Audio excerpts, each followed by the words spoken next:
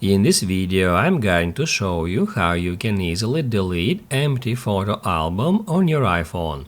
Be sure to watch the video to the very end so you don't make any mistakes, and of course do not forget to like this video and subscribe to my channel. Thanks guys.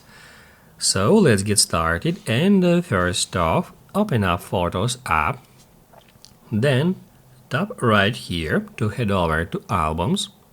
To see the list of all your albums, tap at See All, and then if we scroll down, we'll be able to find some empty albums here. That is actually automatically generated albums by InShot and CapCut. And now let me show you how we can easily delete them.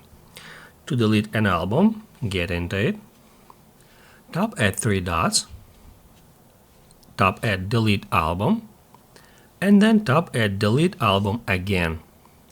That's how you can easily delete empty album. If this video helped you out, don't forget to hit the like button.